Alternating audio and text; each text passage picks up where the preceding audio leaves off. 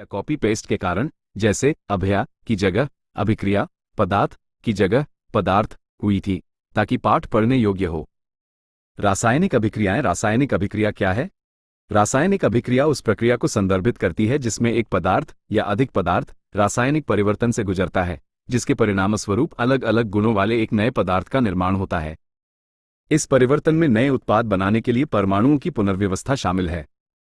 रासायनिक अभिक्रियाओं के दौरान मूल पदार्थ, जिन्हें अभिकारक के रूप में जाना जाता है, संयोजित होते हैं, विघटित होते हैं या उत्पादों को बनाने के लिए बदलते हैं, जो अलग अलग रासायनिक गुणों वाले पूरी तरह से नए पदार्थ होते हैं।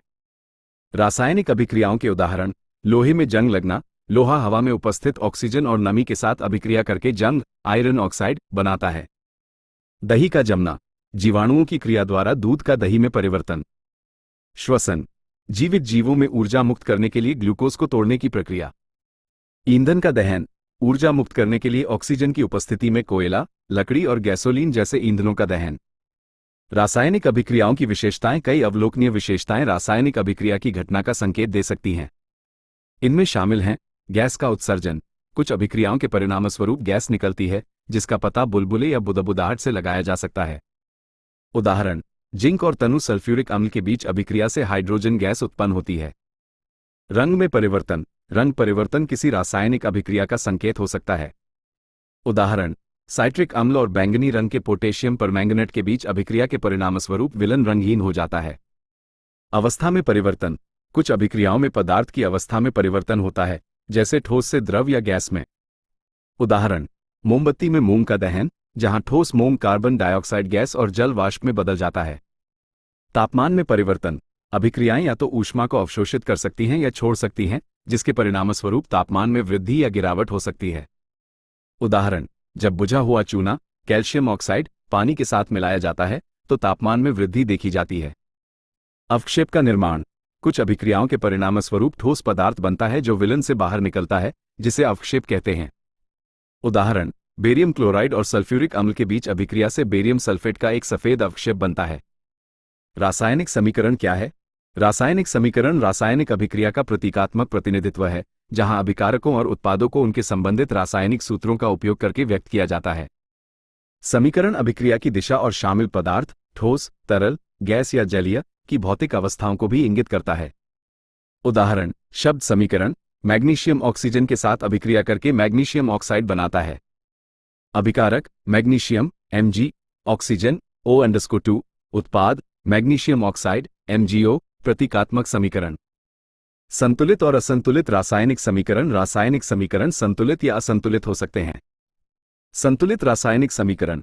एक संतुलित रासायनिक समीकरण में द्रव्यमान संरक्षण के नियम के अनुसार समीकरण के दोनों ओर प्रत्येक तत्व के परमाणुओं की संख्या बराबर होती है, जो बताता है कि रासायनिक अभिक्रिया में पदार्थ का न तो निर्माण किया जा सकता है और न ही विनाश किया जा सकता है। उदाहरण: जिंक जोड़ H2 SO4, right arrow ZnSO4 जोड़ H2। इस अभिक्रिया में जिंक, हाइड्रोजन और सल्फर परमाणुओं की संख्या दोनों पक्षों पर समान है, जिससे यह एक संतुलित समीकरण बन जाता है। असंतुलित रासायनिक समीकरण। असंतुलित रासायनिक समीकरण में दोनों पक्षों पर प्रत्येक तत्व के परमाणुओं की संख्या बराबर नहीं होती है। उदाहरण: Fe जोड़ H2O, राइट एरो Fe3O4 जोड़ H2। इस समीकरण में लोहे और ऑक्सीजन परमाणुओं की संख्या दोनों पक्षों पर असमान है, जिससे यह एक असंतुलित समीकरण बन जाता है। 5. रासायनिक समीकरण को संतुलित करने के चरण। रासायनिक समीकरण को संतुलित करने से यह सुनिश्चित होता है कि प्रत्येक तत्व के परमाणुओं की संख्या दोनों तरफ समान है। समीकरण को संतुलित करने के लिए इन चरणों का अनुसरण करें। असंतुलित समीकरण लिखें। उदाहरण: Fe जोड़ H2O, राइट एरो Fe3O4 जोड़ H2। प्रत्येक पक्ष पर परमाणुओं की गणना करें। उपरोक्त उदाहरण में प्रत्येक तत्व के परमाणुओं की संख्या है। तत्व अभिकारक उत्पाद लोह, Fe 3 hydrogen, H2 2 oxygen, O 4 परमाणुओं को संतुलित करें। सबसे ज्यादा परमाणुओं वाले तत्व को संतुलित करके शुरू करें। इस स्थिति में ऑक्सीजन। अभिकारक पक्ष को 4 से गुणा करें। फिर उत्पाद पक्ष को 4 से गुणा करके हाइड्रोजन परमाणुओं को संतुलित करें। अंत में अभिकारक पक्ष को 3 से गुणा करके लौह परमाणुओं को संतुलित करें। शेष की जांच करें। अब प्रत्येक तत्व के परमाणुओं की संख्या दोनों ओर बराबर है। तत्व अभिकारक उत्पाद लोह, Fe 3 hydrogen, H 8 oxygen, O 4 अब समीकरण संतुलित है। ताकि पाठ स्पष्ट और पढ़ने योग्य हो।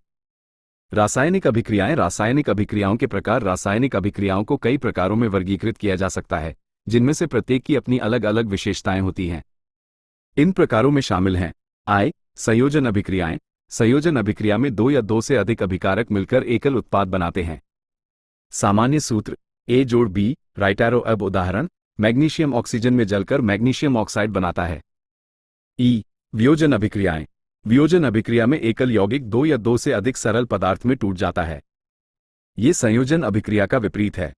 सामान्य सूत्र अब राइट एरो A जोड़ B। उदाहरण, गर्म करने पर कैल्शियम कार्बोनेट का वियोजन। वियोजन अभिक्रियाओं के प्रकार। तापीय वियोजन, ऊष्मा के कारण होने वाला वियोजन। विद्युत अपघटनी वियोजन, विद्युत के प्रवाह के कारण होने वाला वियोजन। उदाहरण, जल का विद्युत अपघटन। प्रकाश रासायनिक वियोजन, सूर्य के प्रकाश के कारण होने वाला वियोजन। उदाहरण, सूर्य के प्रकाश में सिल्वर क्लोराइड का वियोजन। विस्थापन अभिक्रियाएं। विस्थापन अभिक्रिया तब होती है जब एक अधिक क्रियाशील तत्व किसी यौगिक से कम क्रियाशील तत्व को विस्थापित कर देता है। सामान्य सूत्र A जोड़ B C right arrow AC जोड़ B। उदाहरण, जिंक कॉपर सल्फेट से कॉपर को विस्थापित करता है। द्विविस्थापन अभिक्रियाएं। द्विविस्थापन अभिक्रिया में दो यौगिकों के बीच आयनों का आदान प्रदान होता है, जिसके परिणामस्वरूप नए यौगिकों का निर्माण होता है। अवक्षेपण अभिक्रियाएं। ऐसी अभिक्रियाएं जिसके परिणामस्वरूप अघुलनशील उत्पाद बनता है, जिसे अवक्षेप कहते हैं। उदाहरण के लिए, सामान्य सूत्र अब जोड़ CD राइट एरो AD जोड़ CB। उदाहरण, सोडियम सल्फेट और बेरियम क्लोराइड के बीच अभिक्रिया। उपचयन एवं अपचयन रेडॉक्स अभिक्रियाएं। उपचयन एक प्रक्रिया जिसमें कोई पदार्थ ऑक्सीजन प्राप्त करता है या हाइड्रोजन खोता है। अपचयन वह प्रक्रिया जिसमें कोई पदार्थ ऑक्सीजन खो देता है या हाइड्रोजन प्राप्त करता है। रेडॉक्स अभिक्रियाएं। इन अभिक्रियाओं में उपचयन और अपचयन दोनों एक साथ होते हैं। उदाहरण, कॉपर ऑक्साइड और हाइड्रोजन के बीच अभिक्रिया। ऊष्माक्षेपी और ऊष्माशोषी अभिक्रियाएं। ऊष्माक्षेपी अभिक्रियाएं वे अभिक्रियाएं जो ऊष्मा मुक्त करती हैं। उदाहरण, कार्बन का दहन। ऊष्माशोषी अभिक्रियाएं वे अभिक्रियाएं जो ऊष्मा को अवशोषित करती हैं। उदाहरण, कैल्शियम कार्बोनेट का वियोजन।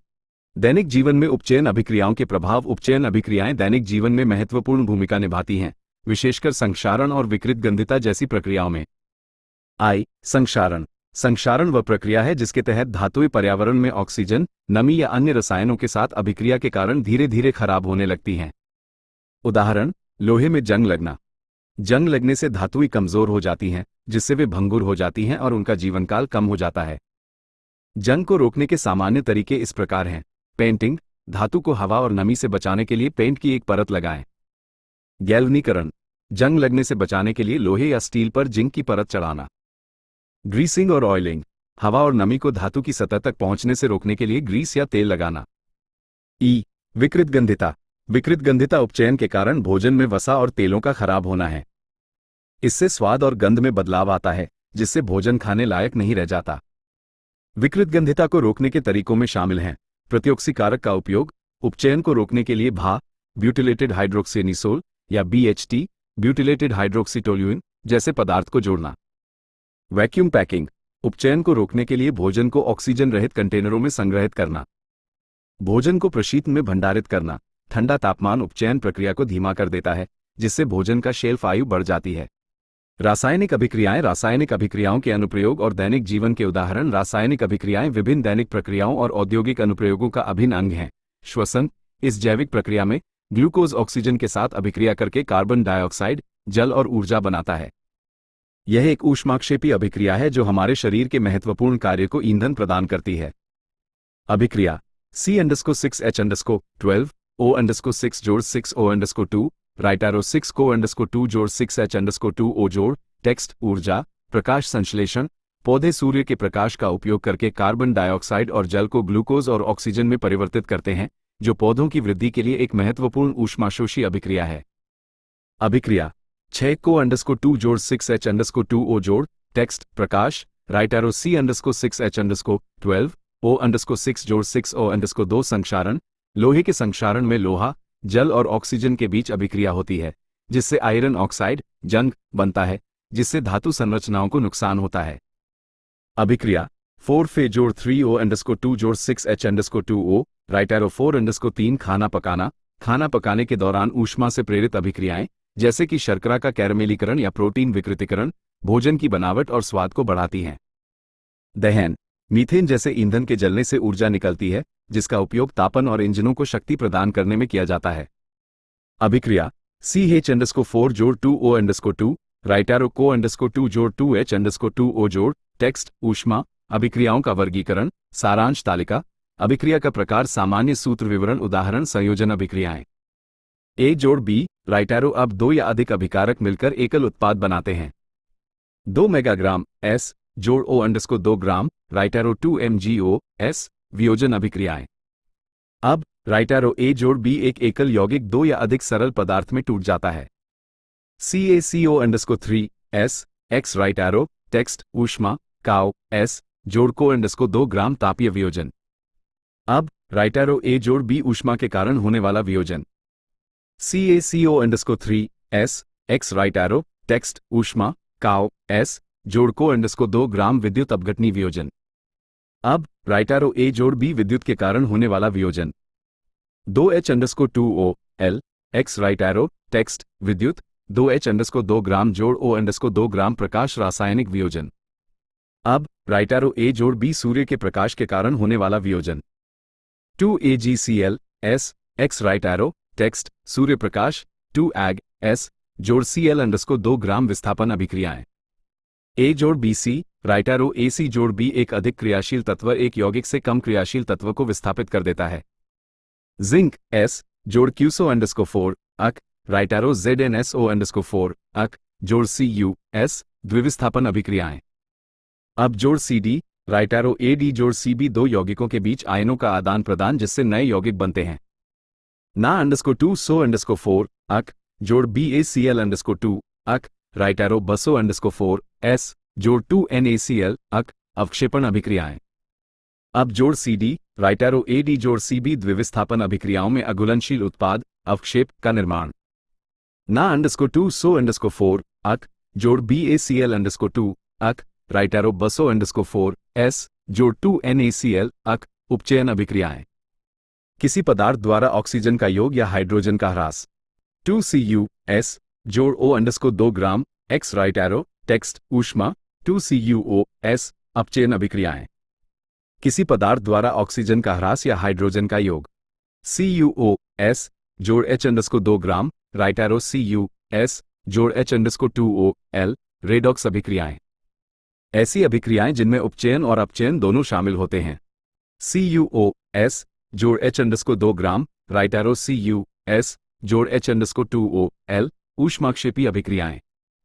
ऐसी अभिक्रियाएं जिनसे ऊष्मा निकलती है। CS जोड़ O_2 ग्राम, राइट एरो CO_2 ग्राम जोड़, टेक्स्ट, ऊष्मा, ऊष्माशोषी अभिक्रियाएं। वे अभिक्रियाएं जो ऊष्मा को अवशोषित करती हैं। CaCO_3 S X, right arrow, text, ऊष्मा, काओ S जोड़ CO_2 ग्राम। लिख रहा हूं ताकि कोई भी जानकारी छूटने न पाए।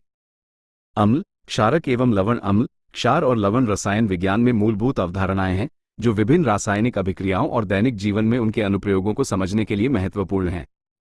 ये दस्तावेज इन अवधारणाओं के गुणों, अभिक्रियाओं और दैनिक जीवन के निहितार्थों पर चर्चा करके उन्हें विस्तार से बताता है। 1. अम्ल। अम्ल ऐसे पदार्थ हैं जो पानी में घुलने पर हाइड्रोजन आयन H जोड़ छोड़ते हैं। अम्ल की प्रबलता विलयन में हाइड्रोजन आयनों को अलग करने और छोड़ने की इसकी क्षमता पर निर्भर करती है। अम्लों के गुण। खट्टा स्वाद नीले लिटमस को लाल कर देता है। pH 7 से कम धातुओं के साथ अभिक्रिया करके हाइड्रोजन गैस उत्पन्न करता है। विद्युत का संचालन करता है। प्रकृति में संक्षारक क्षारों के साथ अभिक्रिया करके लवण और जल बनाता है। उदासीनीकरण अभिक्रिया। पानी में आयनीकरण के आधार पर यह प्रबल या दुर्बल हो सकता है। अम्ल के प्रकार। कार्बनिक अम्ल, पौधों और जानवरों में पाए जाने वाले अम्ल, जैसे खट्टे फलों में साइट्रिक अम्ल। खनिज, अकार्बनिक अम्ल, खनिजों से प्राप्त अम्ल, जैसे हाइड्रोक्लोरिक अम्ल, सल्फ्यूरिक अम्ल। अम्लों के सामान्य उदाहरण।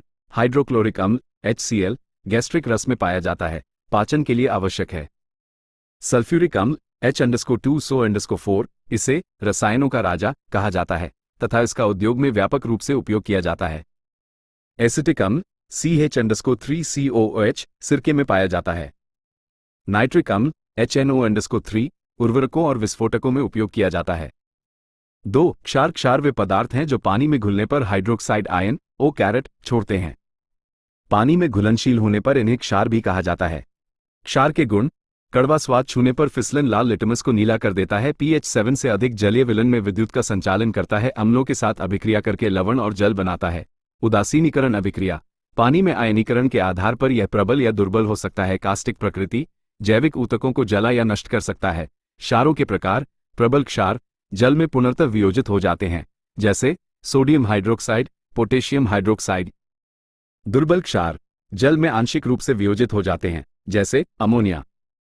क्षारों के सामान्य उदाहरण: सोडियम हाइड्रोक्साइड NaOH साबुन बनाने में उपयोग किया जाता है।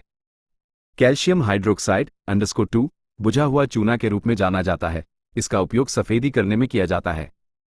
अमोनियम हाइड्रोक्साइड NH_4O घरेलू क्लीनर में उपयोग किया जाता है। 3 सूचक: वे पदार्थ जो अम्लीय या क्षारीय वातावरण में होने के आधार पर अपना रंग बदलते हैं। सूचक के प्रकार: संश्लेषित सूचक: लिटमस अम्ल में लाल तथा क्षार में नीला हो जाता है। फिनोल्फ्थेलिन अम्ल में रंगहीन तथा क्षार में गुलाबी। मिथाइल ऑरेंज अम्ल में लाल तथा क्षार में पीला। प्राकृतिक सूचक: लाल पत्ता गोभी, हल्दी, गुड़हल की पंखुड़ियां। गंधीय सूचक: वे सूचक जो अम्लीय या क्षारीय वातावरण में गंध को बदलते हैं। सूचक: उनके स्रोत, उनका pH परास तथा अम्ल और क्षार में रंग परिवर्तन। सूचक स्रोत: pH परास अम्ल में रंग, क्षार में रंग। लिटमस काई 4.5 8.3 लाल नीला फेनोल्फथेलिन संश्लेषित यौगिक। 8.3 10.0 रंगहीन गुलाबी मिथाइल नारंगी संश्लेषित यौगिक। 3.1 4.4 लाल पीला लाल पत्ता गोभी। प्राकृतिक: लाल पत्ता गोभी 1 12 लाल अम्ल में, हरा क्षार में। हल्दी प्राकृतिक: हल्दी 7.4 8.6 पीला लालपन भूरा। गुड़हल की पंखुड़ियां प्राकृतिक: गुड़हल 4 6 लाल हरा। क्या आप चाहेंगे कि मैं इनमें से किसी विशिष्ट अम्ल या क्षार की रासायनिक अभिक्रियाओं को और विस्तार से समझाऊं? अम्ल, क्षारक एवं लवण अम्लों और क्षारों की रासायनिक अभिक्रियाएं। धातुओं के साथ अभिक्रिया: अम्ल जिंक, मैग्नीशियम और लोहे जैसी धातुओं के साथ अभिक्रिया करके हाइड्रोजन गैस मुक्त करते हैं। उदाहरण: 2HCl अक जोड़ zinc S right arrow ZnCl_2 अक जोड़ H_2 ग्राम धातु कार्बोनेट और बाइकार्बोनेट के साथ अभिक्रिया। अम्ल धातु कार्बोनेट और बाइकार्बोनेट के साथ अभिक्रिया करके कार्बन डाइऑक्साइड, जल और लवण बनाते हैं। उदाहरण: Na_2 को_3 जोड़ 2HCl राइट एरो 2 जोड़ H_2O जोड़ को_2 बाइकार्बोनेट भी इसी प्रकार की अभिक्रिया पैटर्न का अनुसरण करते हैं। उदासीनीकरण अभिक्रियाएं: अम्ल क्षार को उदासीन करके जल और लवण बनाते हैं।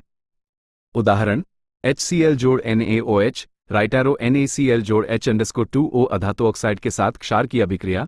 क्षार अधातु ऑक्साइड जैसे कार्बन डाइऑक्साइड के साथ अभिक्रिया करके लवण और जल बनाते हैं। ये अभिक्रियाएं दर्शाती हैं कि अधातु ऑक्साइड प्रकृति में अम्लीय होते हैं।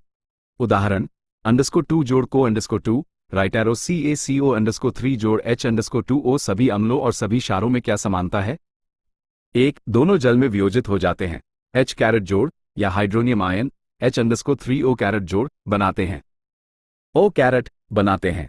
दोनों ही इलेक्ट्रोलाइट्स हैं, अर्थात वे जल में घुलने पर विद्युत का संचालन कर सकते हैं क्योंकि वे आयन बनाते हैं। 2 सूचकों के साथ अभिक्रियाशीलता: अम्ल और क्षार दोनों ही pH सूचक का रंग बदलते हैं। अम्ल नीले लिटमस पत्र को लाल कर देते हैं, क्षार लाल लिटमस पत्र को नीला कर देते हैं। दोनों फिनोल्फ्थेलिन और अन्य सूचकों के साथ अभिक्रिया करके विशिष्ट रंग परिवर्तन उत्पन्न करते हैं। 3 उदासीनीकरण अभिक्रिया: जब अम्ल और क्षार एक दूसरे के साथ अभिक्रिया करते हैं तो वे उदासीनीकरण अभिक्रिया से गुजरते हैं। अम्ल जोड़ क्षार राइट एरो लवण जोड़ जल। इस अभिक्रिया के परिणामस्वरूप आमतौर पर लवण और जल का निर्माण होता है, जिससे pH का संतुलन उदासीन बिंदु लगभग pH 7 पर आ जाता है। 4 pH स्केल: अम्ल और क्षार दोनों को pH पैमाने पर मापा जाता है। अम्लों का pH मान 7 से कम होता है, क्षारों का pH मान 7 से अधिक होता है। उदासीन शुद्ध जल का pH मान 7 होता है। 5 संक्षारक प्रकृति: प्रबल अम्ल और प्रबल क्षार दोनों ही संक्षारक और स्पर्श करने पर हानिकारक हो सकते हैं, जिससे त्वचा, धातु और अन्य सामग्रियों को नुकसान हो सकता है। अम्ल, क्षारक एवं लवण pH स्केल किसी विलयन की अम्लता या क्षारीयता को मापता है, जो 0 सबसे अम्लीय से लेकर 14 सबसे क्षारीय तक होता है। 7 का pH एक उदासीन विलयन को इंगित करता है। हाइड्रोजन आयनों H- जोड़ की सांद्रता विलयन का pH निर्धारित करती है।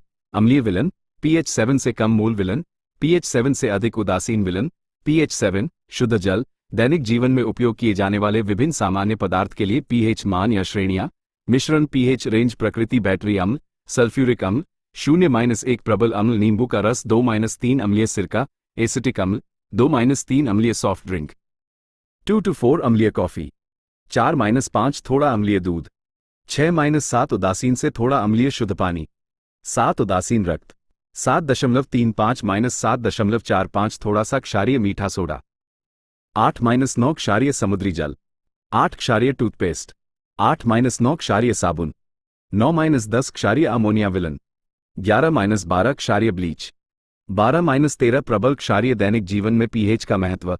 पाचन तंत्र, पाचन में सहायता के लिए पेट कम पीएच बनाए रखता है।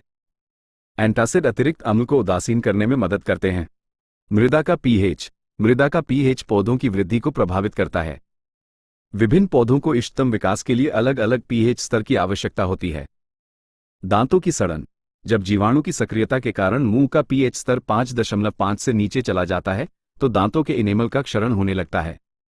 मेमोरी मार्कर डॉग प्लांट में क्षारीय गुण पाए जाते हैं जो बिछुआ के डंक में मौजूद अम्लीय मेथेनोइक अम्ल, फार्मिक अम्ल को उदासीन करने में मदद करते हैं। जब प्रभावित क्षेत्र को डॉग के पत्ते से रगड़ा जाता है तो डॉग प्लांट की क्षारीय प्रकृति अम्लीय डंक का प्रतिकार करती है, जिससे राहत मिलती है। यह एक उदाहरण है कि प्रकृति किस तरह से एक प्राकृतिक निष्प्रभावी उपाय प्रदान करती है।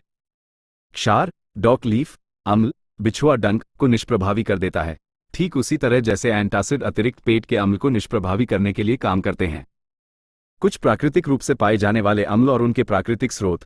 प्राकृतिक स्रोत अम्ल सिरका, एसिटिक अम्ल खट्टा दूध, दही, लैक्टिक अम्ल नारंगी, साइट्रिक अम्ल नींबू, साइट्रिक अम्ल इमली, टार्ट्रिक अम्ल चींटी का डंक, मेथेनोइक अम्ल टमाटर, ओक्सैलिक अम्ल बिच्छू बूटी का डंक, मेथेनोइक अम्ल सेब, मैलिक अम्ल अंगूर, टार्ट्रिक अम्ल पालक, ओक्सैलिक अम्ल एस्पिरिन पौधों से प्राप्त, सैलिसिलिक अम्ल दही, लैक्टिक अम्ल चाय, टैनिक अम्ल। क्या आप चाहते हैं कि मैं इन अम्लों और उनके स्रोतों? अम्ल, क्षारक एवं लवण आयनिक यौगिक होते हैं जो अम्ल और क्षार के बीच उदासीनीकरण अभिक्रिया द्वारा बनते हैं। इनमें क्षार से धनात्मक आयन धनायन और अम्ल से ऋणात्मक आयन ऋणायन होते हैं। लवण के प्रकार। उदासीन लवण एक प्रबल अम्ल और एक प्रबल क्षार जैसे सोडियम क्लोराइड से निर्मित। अम्लीय लवण एक प्रबल अम्ल और एक दुर्बल क्षार जैसे अमोनियम क्लोराइड से निर्मित। क्षारीय लवण एक दुर्बल अम्ल और एक प्रबल क्षार जैसे सोडियम कार्बोनेट से निर्मित। सामान्य लवण और उनके उपयोग। सोडियम क्लोराइड NaCl सामान्य लवण खाना पकाने और खाद्य संरक्षण में आवश्यक।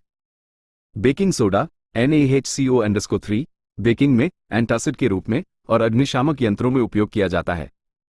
वॉशिंग सोडा Na_2CO_3 CDOT10H_2O सफाई जल को नरम करने और कांच निर्माण में उपयोग किया जाता है। Plaster of Paris CASO_4 CDOT फ्रैक 1,2H_2O निर्माण, चिकित्सा, कास्ट के लिए और कला में उपयोग किया जाता है। विभिन्न यौगिकों के निर्माण और उपयोग। मिश्रण निर्माण विधि। उपयोग सोडियम हाइड्रोक्साइड NaOH क्लोक्षार प्रक्रिया के माध्यम से निर्मित 2NaCl अक जोड़ 2H_2OL राइटैरो 2NaOH अक जोड़ Cl_2 ग्राम जोड़ H_2 ग्राम। साबुन और डिटर्जेंट बनाने में उपयोग किया जाता है। कागज, वस्त्र और पेट्रोलियम प्रसंस्करण। ब्लीचिंग पाउडर का OCl_2 सूखे बुझे चूने के साथ क्लोरीन गैस की अभिक्रिया से उत्पन्न _2 जोड़ Cl_2 राइटैरो का OCl_2 जोड़ H_2O। पीने के जल को कीटाणु रहित करना। कपड़े और कागज को ब्लीच करना। रासायनिक उद्योगों में ऑक्सीकरण एजेंट। बेकिंग सोडा NaHCO_3 सोलवे प्रक्रिया में सोडियम क्लोराइड NaCl को अमोनिया और कार्बन डाइऑक्साइड के साथ अभिक्रिया करके बनाया गया। बेकिंग और खाना पकाना। अपच से राहत के लिए एंटासिड। अग्निशामक। Washing soda Na_2CO_3 CDOT10H_2O baking soda को गर्म करके बनाया गया। 2NaHCO_3 राइटैरो Na_2CO_3 जोड़ CO_2 जोड़ H_2O। कांच, साबुन और कागज उद्योग में उपयोग किया जाता है। कठोर जल को मृदु बनाना। सफाई कर्मक पदार्थ। Plaster of Paris CASO_4 CDOT फ्रैक 1,2H_2O gypsum CASO_4 CDOT2H_2O को 373 K तक गर्म करके उत्पादित CASO_4 CDOT2H_2O राइटैरो CASO_4 CDOT फ्रैक 1,2H_2O जोड़ 1 फ्रैक 1,2H_2O। टूटी हड्डियों के लिए कास्ट बनाना। सजावटी सामग्री और मूर्तियां। दीवार परिष्करण के लिए निर्माण में उपयोग किया जाता है। क्रिस्टलीकरण जल कुछ लवणों की क्रिस्टल संरचना में जल के अणु होते हैं जिन्हें क्रिस्टलीकरण जल के रूप में जाना जाता है। उदाहरण के लिए कॉपर सल्फेट QSO_4 CdOT5H_2O, नीले क्रिस्टल जो गर्म होने पर अपना रंग खो देते हैं। जिप्सम CaSO_4 CdOT2H_2O 373 K तक गर्म करने पर प्लास्टर ऑफ पेरिस बनाने के लिए उपयोग किया जाता है। अम्ल, क्षार और लवण के अनुप्रयोग अम्ल, सल्फ्यूरिक अम्ल H_2SO_4, कार बैटरी में उपयोग, उर्वरक, अमोनियम सल्फेट का निर्माण, रसायनों और रंगों का उत्पादन। हाइड्रोक्लोरिक अम्ल HCl, धातु की सतहों की सफाई, अचार बनाना, मानव पेट में पाचन, PVC के उत्पादन में उपयोग किया जाता है। नाइट्रिक अम्ल HNO_3, उर्वरकों, अमोनियम नाइट्रेट के उत्पादन में, विस्फोटकों TNT के निर्माण में उपयोग किया जाता है। एसिटिक अम्ल CH_3COH, खाद्य संरक्षण के लिए सिरका में उपयोग किया जाता है। इत्र के लिए एस्टर का रासायनिक उत्पादन। क्षार सोडियम हाइड्रोक्साइड NaOH, साबुन और डिटर्जेंट निर्माण, कागज उत्पादन, जल शोधन। कैल्शियम हाइड्रोक्साइड _2, कृषि में अम्लीय मृदा का उपचार, जल उपचार, निर्माण में उपयोग, मोटा और plaster. Magnesium hydroxide _2, antacid, milk of magnesia, अग्निरोधी के रूप में उपयोग किया जाता है। लवण सोडियम क्लोराइड NaCl, सामान्य टेबल लवण, भोजन के संरक्षण, अचार में उपयोग किया जाता है। NaOH जैसे सोडियम यौगिकों के निर्माण में उपयोग किया जाता है। Baking soda NaHCO_3, baking, leavening agent, अग्निशामक, हल्के एंटीसेप्टिक में उपयोग किया जाता है। वॉशिंग सोडा Na_2CO_3, सफाई और मृदुकरण, कांच, साबुन और कागज उद्योगों के लिए उपयोग किया जाता है। Plaster of Paris CaSO_4 CdOT फ्रैक 1 2 H_2O, टूटी हड्डियों के लिए कास्ट बनाना, निर्माण और सजावट।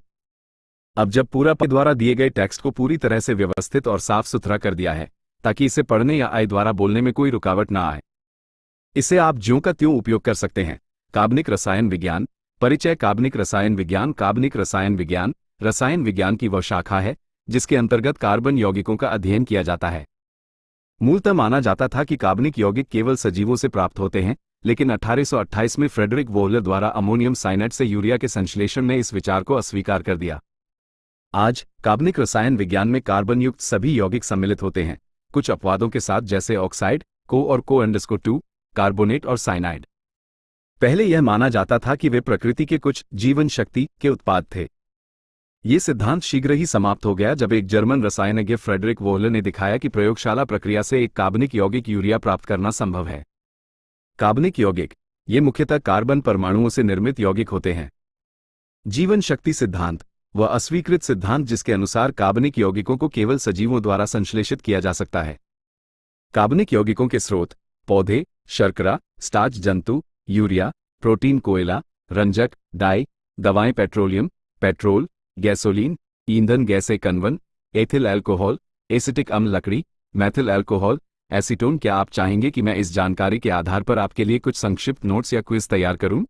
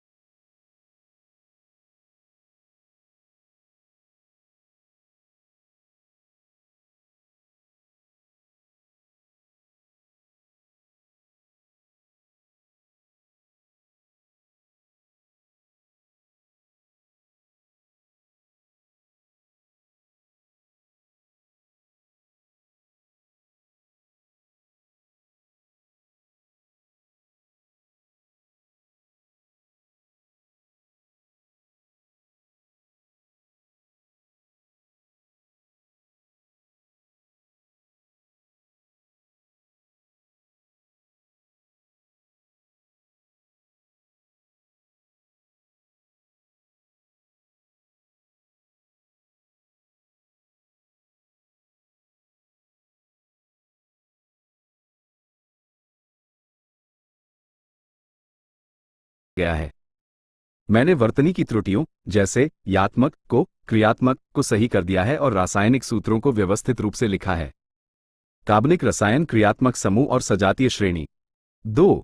एक क्रियात्मक समूह एक परमाणु या परमाणुओं का समूह होता है जो एक अणु के भीतर होता है और यौगिक को विशिष्ट रासायनिक गुणधर्म प्रदान करता है।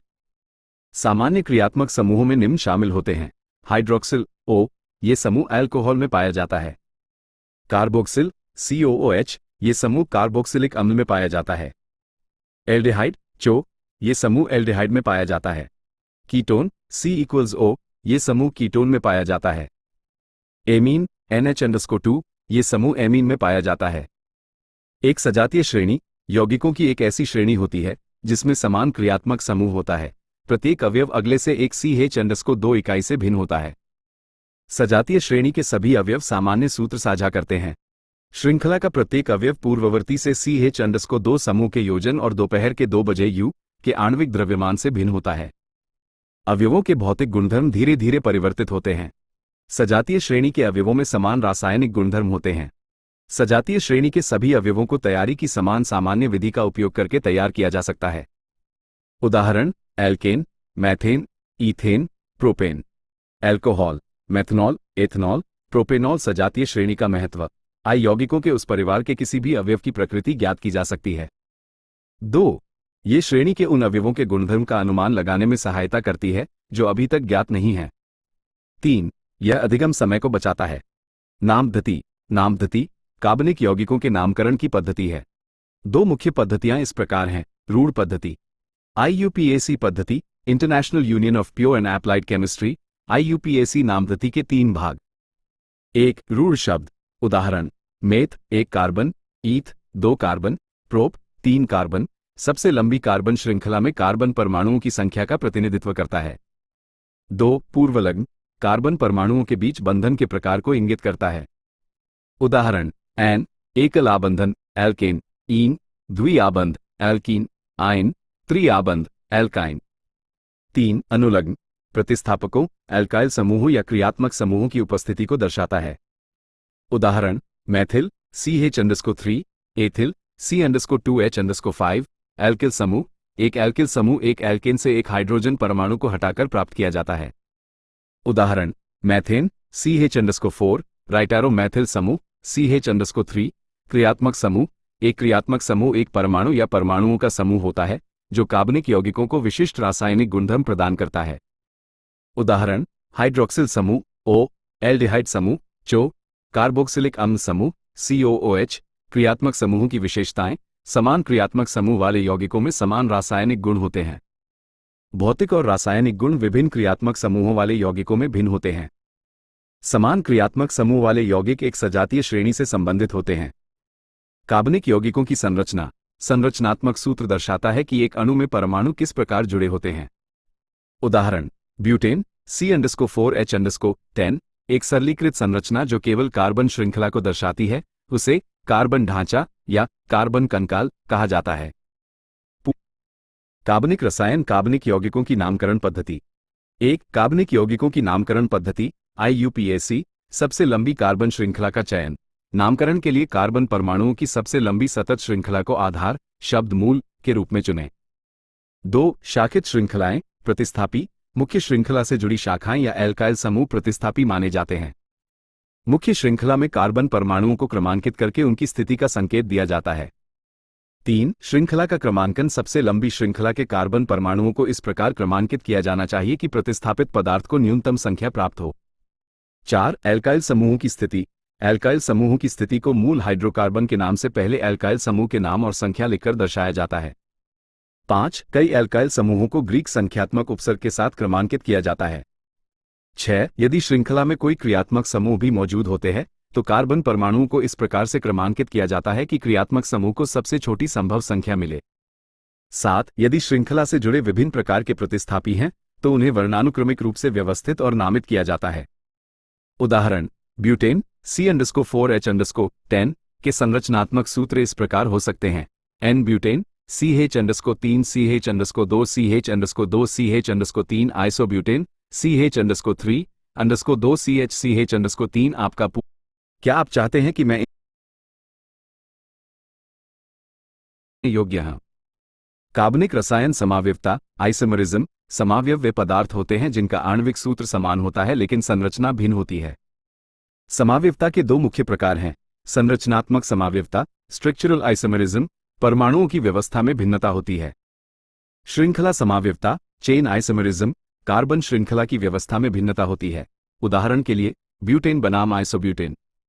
स्थिति समावयवता पोजीशन आइसोमरिज्म, क्रियात्मक समूह की स्थिति में भिन्नता। उदाहरण के लिए 1 ब्यूटेनॉल बनाम 2 ब्यूटेनॉल। त्रिविम समावयवता स्टेरियोआइसोमरिज्म, परमाणुओं की स्थानिक व्यवस्था में भिन्नता।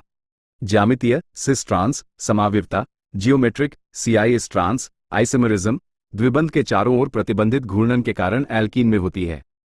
प्रकाशिक समावयवता ऑप्टिकल आइसोमरिज्म तब होती है जब यौगिकों के असंक्षेप्य नॉन सुपरइम्पोजेबल दर्पण प्रतिबिंब होते हैं। अब आपका कार्बनिक रसायन अल्कोहल एल्डिहाइड और कीटोन अल्कोहल। अल्कोहल कार्बनिक यौगिक होते हैं जिनमें कार्बन परमाणु से जुड़े एक या एक से अधिक हाइड्रोक्सिल समूह O होते हैं। अल्कोहल का वर्गीकरण मोनोहाइड्रिक अल्कोहल, इनमें एक हाइड्रोक्सिल समूह होता है जैसे इथेनॉल। डाइहाइड्रिक अल्कोहल, इसमें 2 हाइड्रोक्सिल समूह होते हैं जैसे एथिलीन ग्लाइकॉल। अल्कोहल की अभिक्रियाएं दहन C_2H_5OH जोड़ 3O_2 राइट एरो 2 को_2 जोड़ 3H_2O। ऑक्सीकरण अल्कोहल को एल्डिहाइड और कार्बोक्सिलिक अम्ल में ऑक्सीकृत किया जाता है। CH_3CH_2O right arrow CH_3 CHO right arrow CH_3 COOH ethanol से एथेनोइक अम्ल। एस्टरीकरण अल्कोहल कार्बोक्सिलिक अम्लों के साथ अभिक्रिया करके एस्टर बनाते हैं। CH_3 CH_2OH जोड़ CH_3 COOH right arrow CH_3 CH_2 CH_3 जोड़ H_2O। कार्बोक्सिलिक अम्ल कार्बनिक यौगिक होते हैं जिनमें कार्बोक्सिल समूह COOH होता है। ये दुर्बल अम्ल होते हैं और विशिष्ट अम्लीय व्यवहार प्रदर्शित करते हैं। कार्बोक्सिलिक अम्ल की अभिक्रियाएं धातुओं के साथ अभिक्रिया नमक और हाइड्रोजन का उत्पादन। 2CH_3 COOH जोड़ Mg राइट एरो CH_3 2 मेगाग्राम्स जोड़ H_2 क्षारों के साथ अभिक्रिया उदासीनीकरण लवण और जल का उत्पादन। CH_3 COOH जोड़ NaOH राइट एरो CH_3 कूना जोड़ H_2O। एस्टरीकरण कार्बोक्सिलिक अम्ल अल्कोहल के साथ अभिक्रिया करके एस्टर बनाते हैं। CH_3 COOH जोड़ C_2 H_5O right arrow CH_3 COO C_2 H_5 जोड़ H_2O। कार्बोक्सिलिक अम्ल के उपयोग एसिटिक अम्ल CH_3 COOH सिरके में उपयोग किया जाता है। साइट्रिक अम्ल भोजन और पेय पदार्थ में उपयोग किया जाता है। एल्डिहाइड और कीटोन में कार्बोनल समूह C=O होता है लेकिन इस समूह की स्थिति भिन्न होती है। एल्डिहाइड्स कार्बोनल समूह कार्बन श्रृंखला के अंत में होता है। उदाहरण formaldehyde HCHO, acetaldehyde CH_3 CHO। Ketone कार्बोनल समूह कार्बन श्रृंखला के भीतर होता है। उदाहरण एसीटोन CH_3 COC_3। अभिक्रियाएं एल्डिहाइड का ऑक्सीकरण उन्हें कार्बोक्सिलिक अम्ल में परिवर्तित करता है। CH_3 CHO जोड़ O right arrow CH_3 COOH अपचयन एल्डिहाइड और कीटोन को अल्कोहल में अपचयित किया जा सकता है। CH_3 CHO जोड़ H_2 right arrow CH_3 CH_2O। आपका पूरा पाठ स्थित किया है। कार्बनिक रसायन विज्ञान जैविक अभिक्रिया ऑक्सीकरण योगज और प्रतिस्थापन अभिक्रियाएं ऑक्सीकरण क्रियाकलाप 4.5 इथेनॉल के ऑक्सीकरण को प्रदर्शित करता है। जब इथेनॉल को क्षारीय पोटेशियम परमैंगनेट के साथ गर्म किया जाता है तो पोटेशियम परमैंगनेट का रंग शुरू में बना रहता है लेकिन जब सभी इथेनॉल ऑक्सीकृत हो जाते हैं तो वो फीका पड़ जाता है। ऐसा इसलिए है क्योंकि पोटेशियम परमैंगनेट एक ऑक्सीकरण एजेंट है जो इथेनॉल में ऑक्सीजन जोड़ता है तथा उसे एथेनोइक अम्ल एसिटिक अम्ल में परिवर्तित कर देता है। ऑक्सीकरण एजेंट वे पदार्थ जो दूसरों में ऑक्सीजन जोड़ने में सक्षम होते हैं ऑक्सीकारक कहलाते हैं। उदाहरणों में क्षारीय पोटेशियम परमैंगनेट और अम्लीय पोटेशियम डाइक्रोमेट शामिल हैं जो अल्कोहल को कार्बोक्सिलिक अम्ल में ऑक्सीकृत करते हैं। योगात्मक अभिक्रिया असंतृप्त हाइड्रोकार्बन एल्कीन या एल्काइन पैलेडियम या निकल जैसे उत्प्रेरकों की उपस्थिति में हाइड्रोजन जोड़ सकते हैं जिसके परिणामस्वरूप संतृप्त हाइड्रोकार्बन बनते हैं। इस प्रक्रिया का उपयोग वनस्पति तेलों के हाइड्रोजनीकरण में किया जाता है जिससे असंतृप्त वसा को संतृप्त वसा में परिवर्तित किया जाता है जो मार्जरीन उत्पादन में आम है। वनस्पति तेल असंतृप्त वसा को आमतौर पर पशु वसा की तुलना में अधिक स्वस्थ माना जाता है जिसमें संतृप्त फैटी अम्ल होते हैं और जो स्वास्थ्य समस्याओं में योगदान कर सकते हैं। प्रतिस्थापन अभिक्रिया। संतृप्त हाइड्रोकार्बन अपेक्षाकृत अक्रियाशील होते हैं, लेकिन सूर्य के प्रकाश में वे प्रतिस्थापन अभिक्रिया से गुजरते हैं, जहां क्लोरीन एक एक करके हाइड्रोजन परमाणुओं को प्रतिस्थापित करता है। उदाहरण CH_4 जोड़ Cl_2, right arrow CH_3 Cl जोड़ HCl। सूर्य प्रकाश की उपस्थिति में यह अभिक्रिया तेजी से होती है और एल्केन्स की विशेषता है। महत्वपूर्ण कार्बन यौगिक। इथेनॉल और एथेनोइक अम्ल। इथेनॉल कमरे के तापमान पर एक तरल है और आमतौर पर इसे अल्कोहल के रूप में जाना जाता है। इसका उपयोग मादक पेय, विलायक जैसे टिंच आयोडीन, खांसी की दवाई में किया जाता है तथा ये सभी अनुपातों में जल में घुलनशील है। इथेनॉल की खपत थोड़ी मात्रा में लेने पर नशा हो जाता है, लेकिन शुद्ध इथेनॉल पूर्ण अल्कोहल घातक है।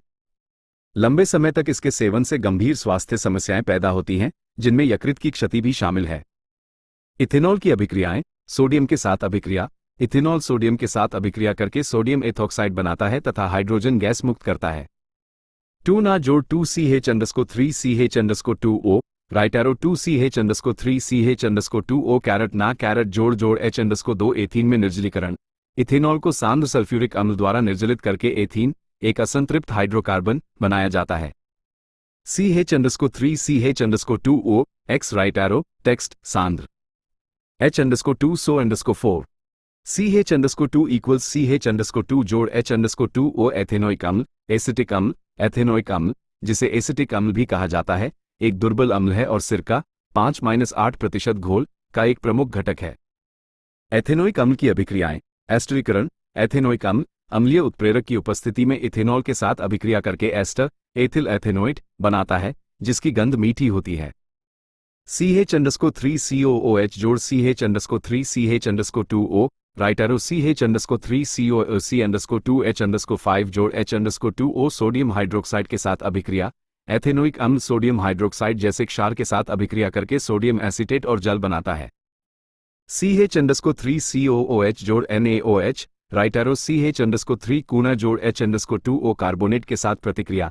एथेनोइक अम्ल कार्बोनेट और हाइड्रोजन कार्बोनेट के साथ प्रतिक्रिया करके कार्बन डाइऑक्साइड मुक्त करता है, जिससे सोडियम एसीटेट बनता है। 2CH_3 COOH जोड़ Na_2 CO_3, right arrow 2CH_3 कूना जोड़ H_2O जोड़ CO_2 समापन। आपका संपूर्ण अध्याय ऋणात्मक इकाइयों से बने होते हैं, जिन्हें एकलक मोनोमर्स कहा जाता है। ये एकलक रासायनिक रूप से आपस में जुड़कर एक लंबी श्रृंखला जैसी संरचना बनाते हैं। बहुलक के प्रकार। 1. प्राकृतिक बहुलक की प्रकृति में पाए जाते हैं और जैविक प्रक्रियाओं के लिए आवश्यक होते हैं। उदाहरण प्रोटीन। अमीनो अम्ल एकलक से बने होते हैं और जैविक कार्यों के लिए महत्वपूर्ण होते हैं। DNA न्यूक्लियोटाइड एकलक से बना होता है और आनुवंशिक जानकारी को संग्रहीत करता है। सेल्यूलोज ग्लूकोज एकलक से बना एक पॉलीसैकेराइड है जो पौधों की कोशिका भित्ति बनाता है। संश्लेषित बहुलक ये मानव निर्मित होते हैं और विशिष्ट उपयोगों के लिए तैयार किए हैं। इनका उपयोग औद्योगिक और उपभोक्ता उत्पादों में होता है। उदाहरण पॉलीएथिलीन PE प्लास्टिक बैग और पैकेजिंग में उपयोग किया जाता है। पॉलीस्टाइरीन PS पैकेजिंग सामग्री, डिस्पोजेबल कप और इंसुलेशन में उपयोग किया जाता है। बहुलक की विशेषताएं। एकलक पुनरावृत्त इकाइयां जो बहुलक बनाती है। एकलक की प्रकृति बहुलक के गुण निर्धारित करती है।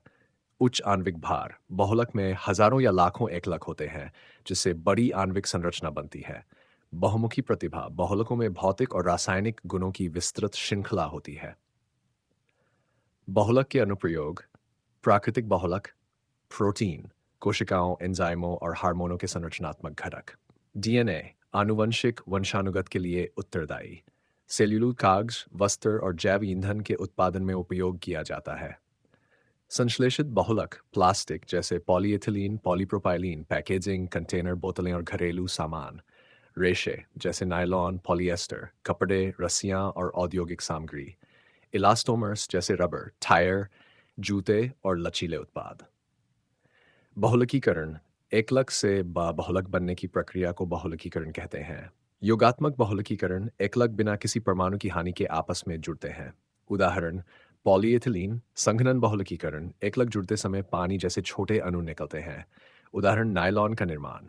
बहुलक स्रोत और एकलक। सेल्यूलोज स्रोत प्राकृतिक एकलक शर्करा स्टार्च, स्रोत प्राकृतिक एकलक शर्करा प्रोटीन, स्रोत प्राकृतिक एकलक अमीनो अम्ल, प्राकृतिक रबर, स्रोत प्राकृतिक एकलक आइसोप्रेन, रेशम, स्रोत प्राकृतिक एकलक अमीनो अनिन, पॉलीएथिलीन, स्रोत संश्लेषित एकलक इथिलीन, पॉलीविनाइल क्लोराइड पीवीसी, स्रोत संश्लेषित एकलक विनाइल क्लोराइड, नायलॉन, स्रोत संश्लेषित एकलक एडिपिक अम्ल, हेक्सामेथिलीन डाइमाइन पॉलीस्टाइरीन, स्रोत संश्लेषित एकलक स्टाइरीन पॉलीप्रोपाइलीन, स्रोत संश्लेषित एकलक प्रोपलीन थेमील पॉलीएस्टर अप्रबानिक टेरेफ्थेलिक अम्ल इथिलीन ग्लाइकोल। अगर चाहो तो मैं इसे एग्जाम विवरण नीचे दिया गया है। मैंने इसकी फॉर्मेटिंग को मूल टेक्स्ट के समान रखने का पूरा प्रयास किया है। विलन दो या दो से अधिक पदार्थों का समांगी मिश्रण होता है। विलन के दो मुख्य घटक होते हैं, विलायक सॉल्वेंट, वह पदार्थ जो बड़ी मात्रा में होता है और विलन की भौतिक अवस्था निर्धारित करता है। विलेय सल्यूट, वह पदार्थ जो विलायक में घुल जाता है और कम मात्रा में होता है। समांगी और विषमांगी मिश्रण के बीच अंतर। अभिमुखता समांगी मिश्रण, विषमांगी मिश्रण परिभाषा ऐसा मिश्रण जिसमें संरचना सर्वत्र एक समान हो। ऐसा मिश्रण जिसमें संरचना सर्वत्र एक समान नहीं होती। चरण एकल चरण ठोस, द्रव या गैस में विद्यमान होता है। इसमें दो या अधिक चरण ठोस, द्रव या गैस हो सकते हैं। उपस्थिति एक समान उपस्थिति और संरचना है। घटकों को दृष्टिगत रूप से पहचाना जा सकता है। उदाहरण खारा जल, वायु, सिरका, मिश्र धातु, पीतल। जल में रेत, तेल और जल, मिट्टी, सलाद।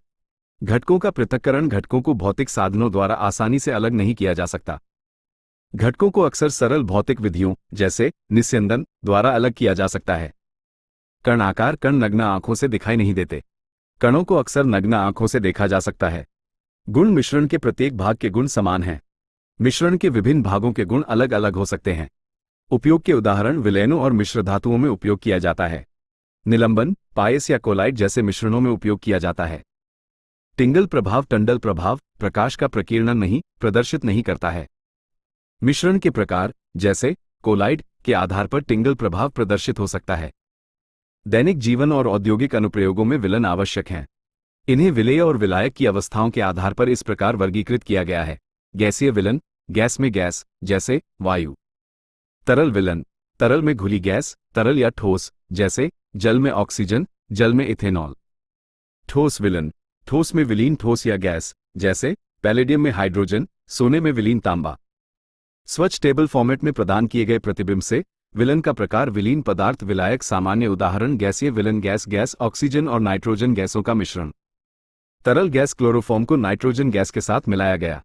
ठोस गैस नाइट्रोजन गैस में कपूर तरल विलन गैस तरल जल में विलीन ऑक्सीजन। तरल जल में विलीन इथेनॉल। ठोस तरल जल में विलीन ग्लूकोज ठोस विलन गैस ठोस पैलेडियम में हाइड्रोजन का विलन। तरल ठोस सोडियम के साथ पारे का मिश्रण। ठोस सोना में विलीन तांबा विलन के प्रकार संतृप्त विलन। इसमें विलेय की वह अधिकतम मात्रा होती है जो किसी नियत तापमान पर घुल सकती है। असंतृप्त विलन, समान तापमान पर अधिक विलेय को घोल सकता है। अतिसंतृप्त विलन, इसमें एक विशेष तापमान पर धारण करने की क्षमता से अधिक विलेय होता है, प्रकृति में अस्थिर होता है। यहां आपका कंटेंट शब्द वर्ड फॉर वर्ड दिया गया है। विलन सांद्रता व्यक्त करने की विधियां किसी विलन की सांद्रता विलायक की दी गई मात्रा में घुले विलेय की मात्रा का माप है। इसे आमतौर पर मोलरता m, मोललता m, द्रव्यमान प्रतिशत, आयतन प्रतिशत और मोल अंश के रूप में व्यक्त किया जाता है। सांद्रता के प्रकार, उदाहरण संख्यात्मक प्रश्न, 5 ग्राम NaCl मोलर द्रव्यमान इक्वल्स 58.44 को पर्याप्त जल में विलन कर 250 मिलीलीटर विलन तैयार किया जाता है। विलन की मोलरता की गणना करें। समाधान, सबसे पहले NaCl के मोल ज्ञात करें, फिर मोलरता की गणना करें। औसत परमाणु द्रव्यमान किसी तत्व का औसत परमाणु द्रव्यमान उस तत्व के समस्थानिकों के परमाणु द्रव्यमानों का भारित औसत होता है। उदाहरण संख्यात्मक प्रश्न, क्लोरीन के 2 प्राकृतिक रूप से पाए जाने वाले समस्थानिक हैं, कैरेट 35 Cl 75.78% प्रचुरता, 34969 ATOMICMASSUNIT और कैरेट 37 Cl 24.22% प्रचुरता, 36966 ATOMICMASSUNIT। क्लोरीन के औसत परमाणु द्रव्यमान की गणना करें। समाधान, मोल अवधारणा और मोलर द्रव्यमान मोल रसायन विज्ञान में एक मौलिक इकाई है जो 6.022 × 10 कैरेट 23 अवोगाद्रो संख्या इकाइयों, परमाणु, अणु, आयन आदि का प्रतिनिधित्व करती है। मोलर द्रव्यमान। मोलर द्रव्यमान किसी पदार्थ के एक मोल का द्रव्यमान होता है।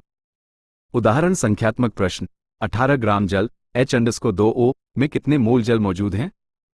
समाधान, सबसे पहले जल का मोलर द्रव्यमान निर्धारित करें, फिर मोलों की गणना करने पर प्रतिशत संरचना से तात्पर्य किसी यौगिक में प्रत्येक तत्व के द्रव्यमान के प्रतिशत से है। उदाहरण संख्यात्मक प्रश्न, ग्लूकोज C6H12O6 में कार्बन की प्रतिशत संरचना निर्धारित करें। समाधान, सबसे पहले ग्लूकोज का मोलर द्रव्यमान ज्ञात करें, 180.16 ग्राम प्रति मोल, फिर कार्बन का प्रतिशत गणना करें। मोललता m, मोललता प्रति किलोग्राम विलायक में विलेय के मोलों की संख्या है। सूत्र, उदाहरण 10 ग्राम KCl मोलर द्रव्यमान इक्वल्स 74.55 ग्राम मोल को 500 ग्राम जल में विलन कर तैयार किए गए विलन की मोललता की गणना करें।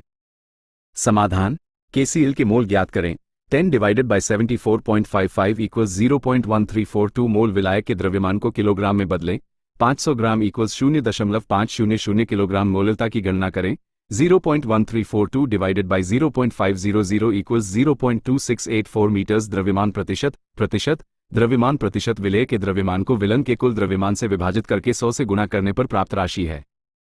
सूत्र, उदाहरण 25 ग्राम चीनी को 200 ग्राम जल में विलन कर तैयार किए गए विलन के द्रव्यमान प्रतिशत की गणना करें।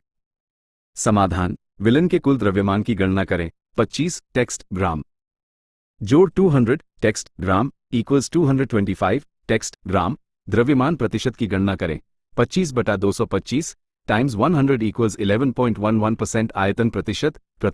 आयतन प्रतिशत विलेय के आयतन को विलन के कुल आयतन से विभाजित करके 100 से गुणा करने पर प्राप्त होता है। सूत्र, उदाहरण 150 मिलीलीटर जल में 50 मिलीलीटर इथेनॉल युक्त विलन में इथेनॉल के आयतन प्रतिशत की गणना करें। समाधान, विलन के कुल आयतन की गणना करें, 50 टेक्स्ट मिलीलीटर जोड़ 150 text millilitre equals 200 text millilitre.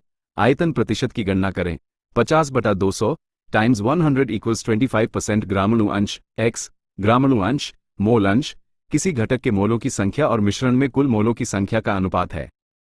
सूत्र, उदाहरण 2 मोल NaCl और 8 मोल जल वाले विलन में विलेय के ग्रामाणु अंश की गणना करें। समाधान, कुल मोल की गणना करें, 2 टेक्स्ट मोल NaCl जोड़ 8 टेक्स्ट मोल। H2O इक्वल्स 10 टेक्स्ट मोल। मोल अंश की गणना करें, 2 डिवाइडेड बाई 10 इक्वल्स 0.2। तुलनात्मक विवरण बिना तालिका के, मोललता m प्रति लीटर विलन में विलेय के मोल। सूत्र, m इक्वल्स टेक्स्ट विलेय के मोल टेक्स्ट विलन का आयतन L में। इकाई मोल L। मोललता m प्रति किलोग्राम विलायक में विलेय के मोल। सूत्र, m इक्वल्स टेक्स्ट विलेय के मोल टेक्स्ट विलायक का द्रव्यमान किलोग्राम में। इकाई मोल किग्रा। द्रव्यमान प्रतिशत विलेय का द्रव्यमान विलन का कुल द्रव्यमान टाइम्स 100। इकाई प्रतिशत। आयतन प्रतिशत विलेय का आयतन विलन का कुल आयतन टाइम्स 100। इकाई प्रतिशत। ग्रामाणु अंश x, घटक के मोल सभी घटकों के कुल मोल। यह इकाई रहित होता है। क्या आप चाहते हैं कि मैं इन 7 विलन विलेयों की विलेयता किसी विलायक में किसी पदार्थ की विलेयता इन बातों पर निर्भर करती है। विलेय और विलायक की प्रकृति समान को घोलता है, लाइक डिसॉल्व्स लाइक नियम लागू होता है, जहां ध्रुवीय विलेय ध्रुवीय विलायकों में और अध्रुवीय विलेय अध्रुवीय विलायकों में घुलते हैं। तापमान। ठोसों के लिए विलेयता आमतौर पर तापमान के साथ बढ़ती है अगर अभिक्रिया ऊष्माशोषी ऊष्मा को अवशोषित करती है। ऊष्माक्षेपी अभिक्रियाओं में तापमान बढ़ने पर विलेयता कम हो जाती है। दबाव। ये केवल गैसों को महत्वपूर्ण रूप से प्रभावित करता है, दबाव बढ़ने पर विलेयता भी बढ़ जाती है। हेनरी का नियम, द्रवों में गैसों की विलेयता। हेनरी का नियम कहता है कि किसी तरल में घुली गैस की मात्रा तरल के ऊपर उसके आंशिक दबाव के अनुक्रमानुपातिक होती है। हेनरी के नियम के लिए गणितीय अभिव्यक्ति इस प्रकार दी गई है, जहां C घुली हुई गैस की सांद्रता है, P गैस का आंशिक दाब है और K हेनरी का नियम स्थिरांक है। स्थिरांक K गैस और विलायक के आधार पर बदलता रहता है तथा तापमान से भी प्रभावित होता है। K की इकाइयां आमतौर पर ATM होती हैं। हेनरी के नियम के अनुप्रयोग पेय पदार्थ का कार्बोनेशन। सोडा निर्माता पेय पदार्थ को कार्बोनेट करने के लिए कार्बन डाइऑक्साइड के दबाव को समायोजित करते हैं।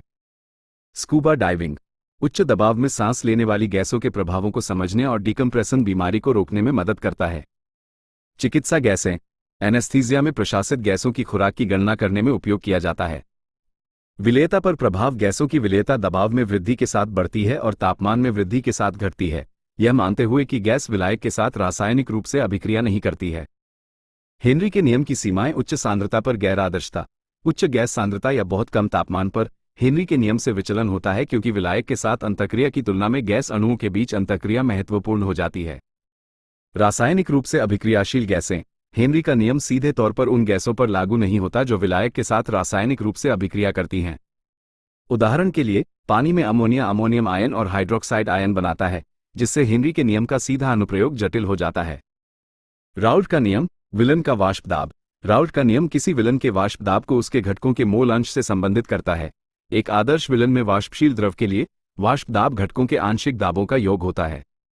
यहाँ P_1 to the power of 0 और P_2 to the power of 0 शुद्ध घटकों के वाष्प दाब हैं, और X_1, X_2 उनके मोल अंश हैं। आदर्श और गैर आदर्श विलन। आदर्श विलन। राउल्ट के नियम का पालन करें। मिश्रण के दौरान कोई ताप या आयतन परिवर्तन न हो, उदाहरण बेंजीन और टॉलुइन। गैर आदर्श विलन। राउल्ट के नियम से विचलन दिखाएं, जहां विलेय और विलायक के बीच की अंतःक्रियाएं शुद्ध पदार्थ से भिन्न होती हैं। इससे वाष्प दाब में या तो धनात्मक या ऋणात्मक विचलन होता है और विलेय के मोलर द्रव्यमान निर्धारित करने के लिए महत्वपूर्ण होते हैं। वाष्प दाब का सापेक्ष अवनमन।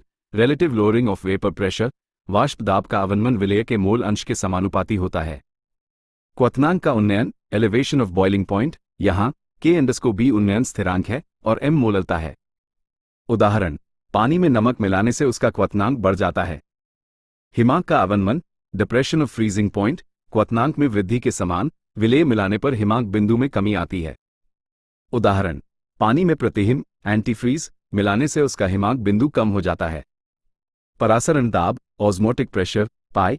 परासरण दाब मोलरता, गैस स्थिरांक R और तापमान T के समानुपाती होता है। ये जैविक प्रणालियों में महत्वपूर्ण भूमिका निभाता है। असामान्य अनुसंख्य गुण। कुछ यौगिक, विशेष रूप से इलेक्ट्रोलाइट्स, विलन में पृथक्करण या संयोजन के कारण अपेक्षित अनुसंख्य गुणों से विचलन दर्शाते हैं।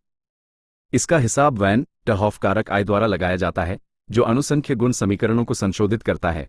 उदाहरण के लिए, NaCl के लिए, जो ना कैरेट जोड़ और Cl कैरेट में पुनर्तः विभाजित हो जाता है, I=2 होता है। अनुसंख्यी गुणों के अनुप्रयोग। आणविक भार निर्धारण। अनुसंख्यक गुणों का उपयोग क्वथनांक उन्नयन या हिमांक अवनमन को मापकर विलेय के मोलर द्रव्यमान को ज्ञात करने के लिए किया जा सकता है। व्यवहारिक उपयोग। इन गुणों का उपयोग उद्योगों में पदार्थ को शुद्ध करने, जैविक प्रणालियों में परासरण दबाव को नियंत्रित करने और प्रतिहिम, डिब्बाबंद भोजन और दवा जैसे रोजमर्रा के उत्पादों के उत्पादन के लिए किया जाता है। अनुसंख्य गुण और उनके अनुप्रयोग। अनुसंख्य गुण सूत्र। अनुप्रयोग। वाष्प दाब का सापेक्ष न्यूनीकरण। सूत्र पाठ में नहीं दिया गया। विलेय के मोलर द्रव्यमान को निर्धारित करने के लिए उपयोग किया जाता है। घटकों को अलग करने के लिए आसवन प्रक्रियाओं में लागू किया जाता है। क्वथनांक का उन्नयन। कार रेडिएटर्स में प्रतिहिम इंजन को अधिक गर्म होने से बचाता है। उच्च ऊंचाई पर खाना पकाने में उपयोग किया जाता है, जहां क्वथनांक बदल जाता है। हिमांक बिंदु का अवनमन। आइसक्रीम बनाने के लिए बर्फ का हिमांक कम करने के लिए उसमें नमक मिलाना। सर्दियों में सड़कों और फुटपाथों से बर्फ हटाने में उपयोग। परासरणी दबाव पाई। चिकित्सा अनुप्रयोगों में महत्वपूर्ण। इव तरल पदार्थ रक्त के परासरणी दबाव से मेल खाते हैं। जल शुद्धिकरण। उत्क्रम परासरण। वानट हॉफ गुणक I। वैद्युतिपघटय, जैसे NaCl, जो पानी में विघटित हो जाता है, के लिए अनुसंख्य गुण सूत्रों को सही करता है। विलेनों में वैद्युतिपघटय व्यवहार का अध्ययन करने के लिए उपयोग किया जाता है। आपकी सुविधा के लिए मैंने तालिका टेबल को हटाकर उसे सरल बिंदुओं में बदल दिया है, ताकि स्पीच मोड या पढ़ने में कोई समस्या न आए। यहाँ आपका कंटेंट शब्द शब्द वर्ड फॉर वर्ड दिया गया है। पृष्ठ रसायन विज्ञान। पृष्ठ रसायन विज्ञान का परिचय। पृष्ठ रसायन विज्ञान उन घटनाओं से संबंधित है जो अंतरापृष्ठ पर होती हैं, विशेष रूप से ठोस गैस और तरल ठोस अंतरापृष्ठ।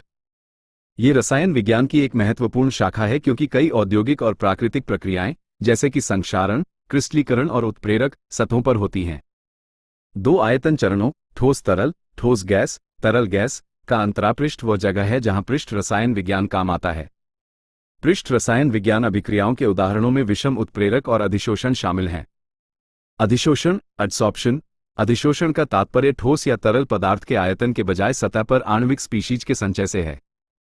यह एक सतह घटना है और भौतिक बलों, भौतिक अधिशोषण या रासायनिक आबंधों, रासायनिक अधिशोषण के कारण हो सकती है। प्रमुख शब्द अधिशोषक, एड्सॉर्बेंट, वह पदार्थ जिसकी सतह पर अधिशोषण होता है, जैसे चारकोल, सिलिका जेल। अधिशोष्य, एड्सॉर्बेट, वह पदार्थ जो सतह पर जमा हो जाता है, जैसे गैसें, विलेय। अधिशोषण के प्रकार यहाँ भौतिक अधिशोषण और रासायनिक अधिशोषण की तुलना उनके गुणों के आधार पर दी गई है। 1. बलों की प्रकृति। भौतिक अधिशोषण, इसमें दुर्बल वान डेर वाल्स बल होते हैं।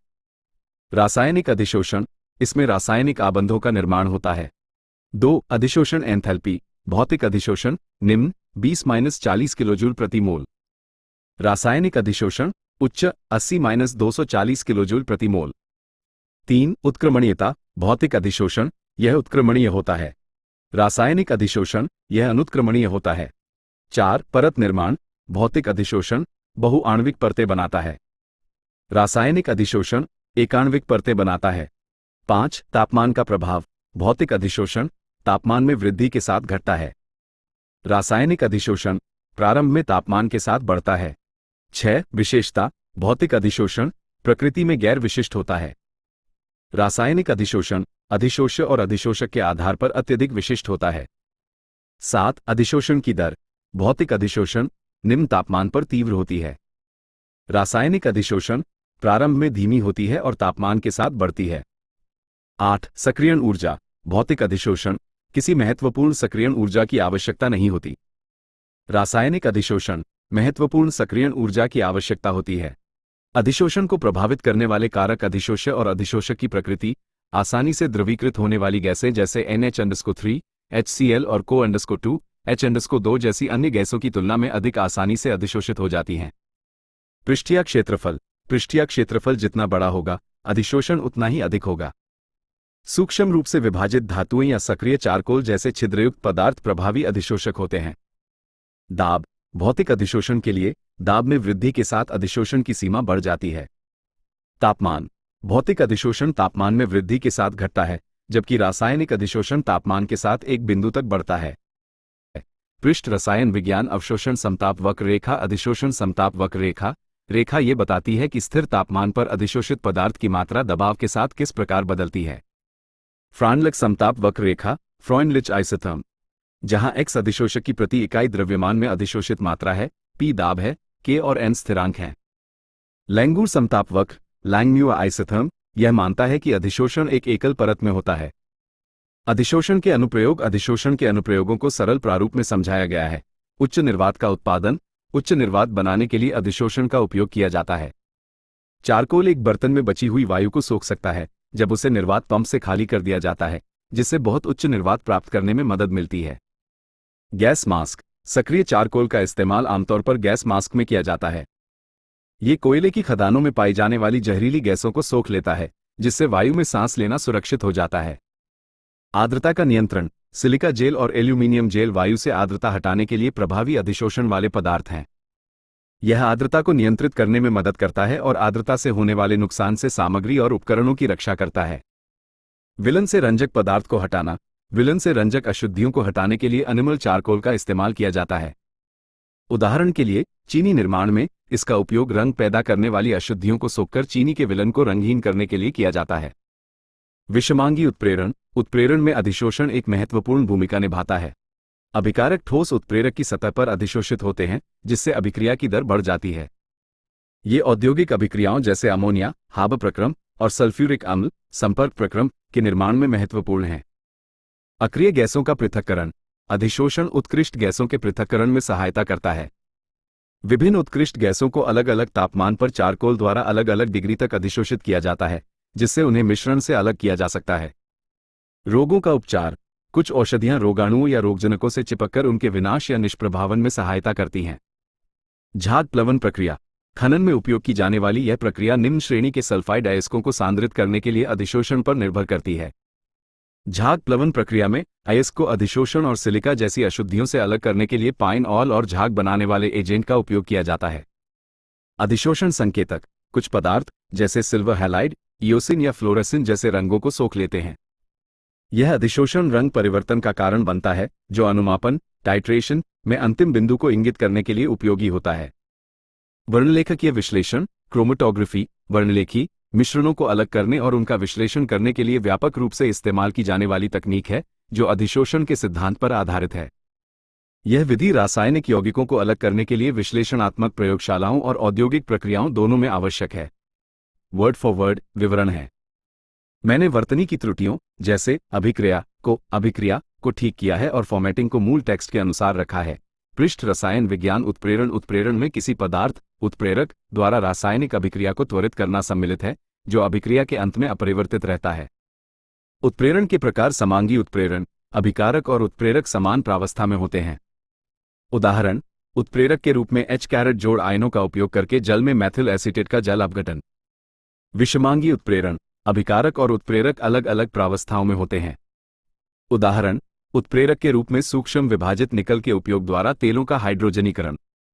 उत्प्रेरण की क्रियाविधि, अधिशोषण सिद्धांत, उत्प्रेरक पृष्ठ पर अभिकारकों का अधिशोषण।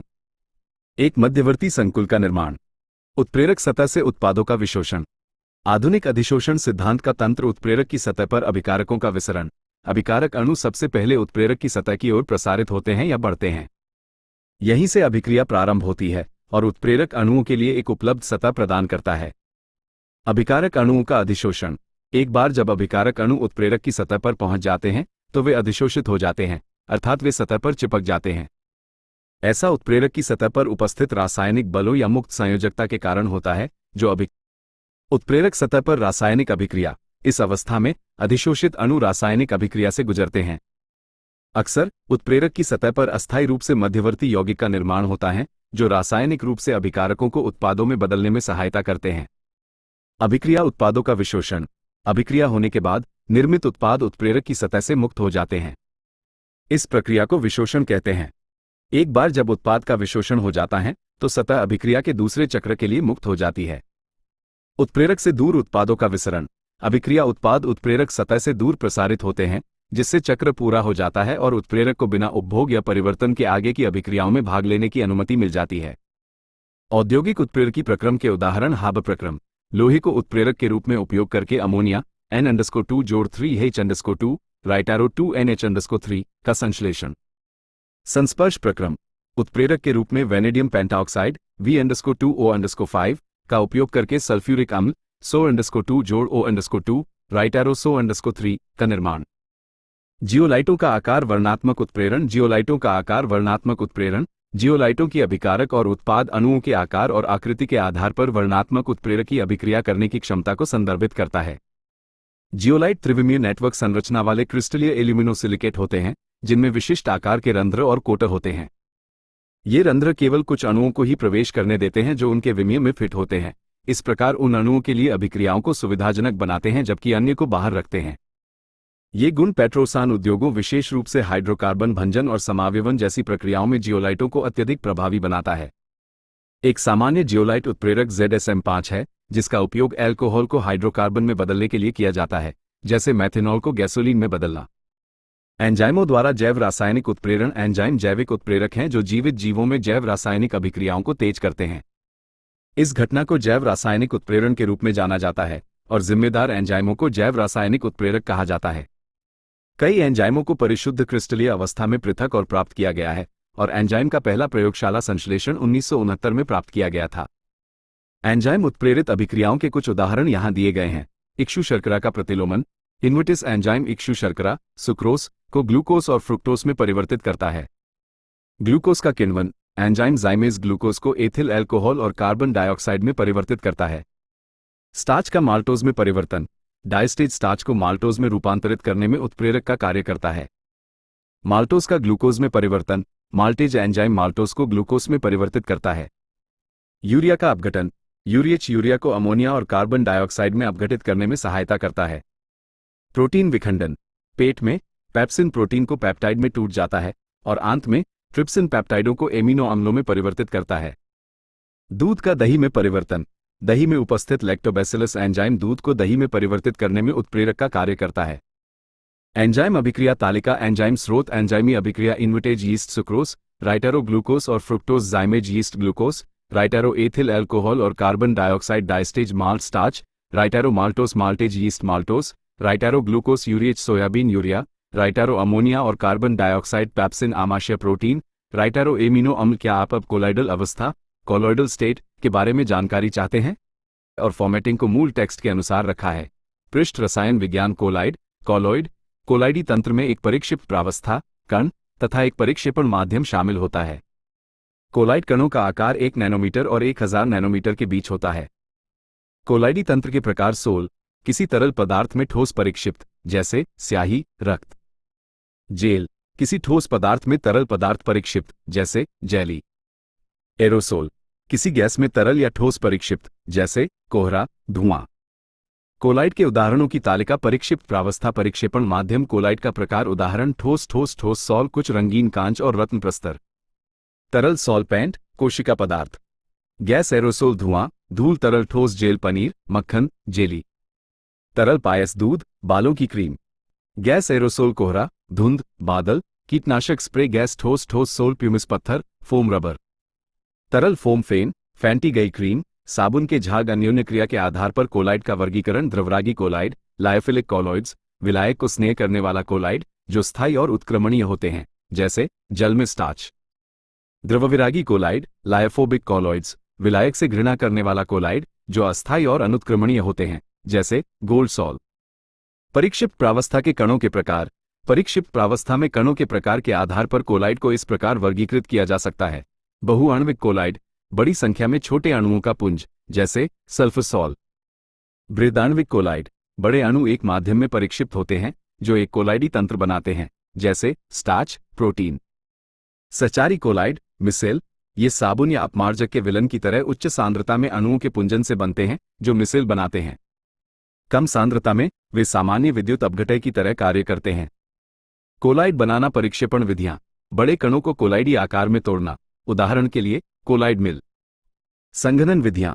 छोटे अणुओं से कोलाइडी कणों का निर्माण, उदाहरणार्थ जल अपघटन जैसी रासायनिक अभिक्रियाएं। कोलाइड का शुद्धिकरण अपोहन, डायालिसिस, अर्धपारगम्य झिल्ली का उपयोग करके अशुद्धियों से कोलाइडी कणों को अलग करने की प्रक्रिया। विद्युत अपोहन, विद्युत क्षेत्र के प्रभाव में अपोहन।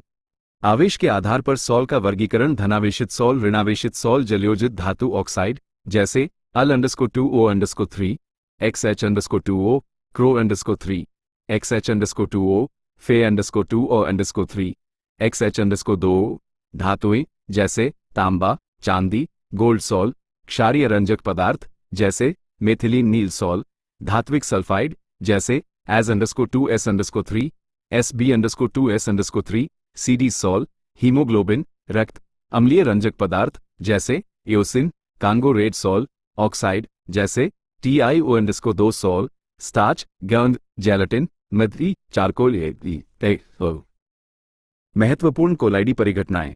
1. टिंडल प्रभाव, टिंडल इफेक्ट। टिंडल प्रभाव का तात्पर्य कोलाइडी कणों द्वारा प्रकाश के प्रकीर्णन से है, जब प्रकाश की किरण कोलाइडी विलन से होकर गुजरती है। ये घटना कोलाइडी विलेनों में प्रकाश किरण के पथ को दृश्यमान बनाती है, जबकि वास्तविक विलेनों में प्रकाश बिना प्रकीर्णन के गुजरता है। क्रियाविधि। कोलाइडी कण इतने बड़े 1-1000 नैनोमीटर होते हैं कि वे प्रकाश को विभिन्न दिशाओं में प्रकीर्णित कर सकते हैं। जब प्रकाश का एक प्रबल पुंज कोलाइडी विलन से होकर गुजरता है तो कोलाइडी कण प्रकाश को इस तरह से प्रकीर्णित करते हैं कि किरण किनारे से दिखाई देने लगते हैं। उदाहरण, टिंडल प्रभाव तब देखा जा सकता है जब सूर्य का प्रकाश घने जंगल या धूल भरे कमरे से गुजरता है, जहां प्रकाश धूल के कणों से प्रकीर्णित हो जाता है जिससे किरण का पथ दिखाई देता है। इस प्रभाव का उपयोग कोलाइडी विलेनों को वास्तविक विलेनों से अलग करने के लिए किया जाता है, क्योंकि वास्तविक विलन प्रकाश को प्रकीर्णित नहीं करते हैं। 2. ब्राउनी गति, ब्राउनियन मोशन। ब्राउनी गति कोलाइडी विलन में कोलाइडी कणों की लगातार यादृच्छिक गति है। यह अनियमित गति कोलाइडी कणों और परिक्षेपण माध्यम के छोटे अणुओं के बीच लगातार टक्कर के कारण होती है। क्रियाविधि। कोलाइडी तंत्र में परिक्षेपित कणों पर परिक्षेपण माध्यम के अणुओं द्वारा टक्कर की जाती है। ये टक्कर बल और दिशा में असमान होती हैं, जिसके कारण कोलाइडी कण टेढ़े मेढ़े या यादृच्छिक ढंग से घूमते हैं। महत्व। ये गति कोलाइडी कणों को प्रकीर्णित रखने में सहायता करती है और गुरुत्वाकर्षण के कारण उन्हें नीचे बैठने से रोकती है। ब्राउनी गति कोलाइडी तंत्र को स्थिरता प्रदान करती है। उदाहरण, जल में पराग कणों की गति पहली बार 1827 में रॉबर्ट ब्राउन द्वारा देखी गई ब्राउनी गति का एक उदाहरण है। 3. वैद्युत कण संचलन, इलेक्ट्रोफोरेसिस। वैद्युत कण संचलन कोलाइडी कणों की एक इलेक्ट्रोड की ओर गति है जब एक कोलाइडी विलन पर विद्युत क्षेत्र लगाया जाता है। कोलाइडी कण या तो धनात्मक आवेश ले जाते हैं या ऋणात्मक आवेश, जिसके कारण वे विद्युत क्षेत्र के प्रभाव में विपरीत आवेश वाले इलेक्ट्रोड की ओर गति करते हैं। क्रियाविधि। जब विद्युत क्षेत्र लगाया जाता है तो आवेशित कोलाइडी कण विपरीत आवेशित इलेक्ट्रोड की ओर गति करते हैं। इस स्थानांतरण को वैद्युत कण संचलन के रूप में जाना जाता है। यदि कण इलेक्ट्रोड तक पहुंच जाते हैं तो वे अपना आवेश खो सकते हैं और विलन में अवक्षेपित हो सकते हैं। महत्व: वैद्युत कण संचलन का उपयोग कोलाइडी कणों को अलग करने और शुद्ध करने में किया जाता है। यह इस बात का भी प्रमाण देता है कि कोलाइडी कण आवेशित होते हैं। उदाहरण: फेरिक हाइड्रोक्साइड सॉल्ट जैसे कोलाइडी विलेनों में विद्युत क्षेत्र लागू होने पर धनात्मक आवेशित कोलाइडी कण ऋणात्मक इलेक्ट्रोड की ओर बढ़ते हैं। पृष्ठ रसायन विज्ञान मिसेल निर्माण: जब साबुन या अपमार्जक के अणु जल में संयोजित होते हैं तो विलन में मिसेल का निर्माण होता है। इस प्रक्रिया में अणुओं के जलरागी और जलविरागी भागों के बीच परस्पर क्रिया शामिल होती है।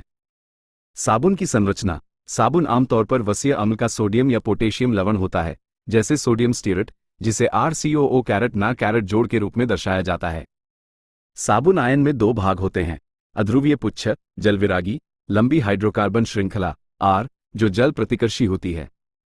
ध्रुवीय शीश जलरागी, कार्बोक्सिलेट समूह COO जो जल को आकर्षित करता है। जल में वियोजन: जब साबुन को जल में वियोजित किया जाता है तो यह RCOO और ना जोड़ आयनों में विघटित हो जाता है। जलविरागी पुच्छ जल प्रतिकर्षी होती है, जबकि जलरागी शीश जल के साथ क्रिया करता है। क्रांतिक मिसेल सांद्रता CMC पर मिसेल निर्माण: कम सांद्रता पर साबुन के अणु जल की सतह पर रहते हैं और जलविरागी पुच्छ जल से दूर रहती है। हालांकि एक बार जब क्रांतिक मिसेल सांद्रता CMC पहुंच जाती है तो साबुन के अणु गोलाकार संरचनाओं में एकत्रित हो जाते हैं जिन्हें मिसेल कहा जाता है। एक मिसेल में जलविरागी पुच्छ जल से दूर केंद्र में एक साथ समूह बनाती हैं। जलरागी शीश बाहर की ओर होता है, जल के साथ क्रिया करके विलन में एक स्थिर संरचना बनाते हैं। अपमार्जक में मिसेल: अपमार्जक जैसे sodium lauryl sulphate CH_3, CH_2, 11, ना जोड़ इस प्रकार से मिसेल बनाते हैं जिसमें जलरागी सल्फेट समूह 4 बाहर की ओर होता है और हाइड्रोकार्बन श्रृंखलाएं मिसेल का केंद्र बनाती हैं। साबुन की शोधन क्रिया: साबुन की शोधन क्रिया मिसेल के निर्माण के कारण होती है जो ग्रीस और तेल को फंसाते हैं। यह इस प्रकार काम करता है: तेल की बूंदों के आसपास मिसेल निर्माण: जब साबुन को किसी चिकनी या तैलीय सतह पर डाला जाता है तो साबुन के अणुओं की जलविरागी पुच्छ तेल की बूंदों के अंदर होता है, जबकि जलरागी शीश जल के बाहर की ओर होता है। पायसीकरण: साबुन के अणु तेल की बूंद के चारों ओर इस तरह से व्यवस्थित होते हैं कि जलविरागी पुच्छ तेल में रहती है, जबकि जलरागी शीश आसपास के जल के साथ अन्योन्य क्रिया करते हैं। ये तेल की बूंद के चारों ओर स्थायी मिसेल बनाता है जो इसे अन्य तेल की बूंदों के साथ पुंजित होने से रोकता है। ग्रीस हटाना: साबुन के अणु अब मिसेल के रूप में तेल की बूंदों को जल में निलंबन होने देते हैं। मिसेल की ऋणावेशित बाह्य परत तेल की बूंदों को फिर से एक साथ आने से रोकती है, जिससे उन्हें जल से धोना आसान हो जाता है। इमल्शन और जेल इमल्शन कोलाइडी तंत्र हैं जहां परिक्षिप्त प्रावस्था और परिक्षेपण माध्यम दोनों तरल होते हैं, जैसे दूध, मेयोनेज। प्रकार: तेल में जल OW और जल में तेल WO। पायसीकरमक: पायस को स्थिर करते हैं, जैसे साबुन, अपमार्जक। जेल अर्ध ठोस कोलाइडी तंत्र जहां तरल ठोस में परिक्षिप्त होता है, जैसे जेली, मक्खन। पृष्ठीय रसायन विज्ञान के अनुप्रयोग: उत्प्रेरण, हेबर प्रक्रिया और तेलों के हाइड्रोजनीकरण जैसी औद्योगिक प्रक्रियाओं में विषम उत्प्रेरण महत्वपूर्ण है। गैस मास्क: सक्रिय चारकोल गैस मास्क में जहरीली गैसों को सोख लेता है। वर्णलेखकी: विभेदक अधिशोषण के आधार पर मिश्रणों को अलग करने के लिए उपयोग किया जाता है। जल शोधन: जल में कोलाइडी अशुद्धियां स्कंदन और निस्पंदन द्वारा हटाई जाती हैं। चिकित्सा: विशिष्ट रोगजनकों को लक्षित करने के लिए दवाओं में अधिशोषण का उपयोग किया जाता है। झाग प्लवन: अयस्कों के पृथक्करण के लिए धातुकर्म में उपयोग किया जाता है। क्या आप अब वैद्युत रसायन, इलेक्ट्रोकेमिस्ट्री या किसी अन्य विषय पर जानकारी चाहते हैं?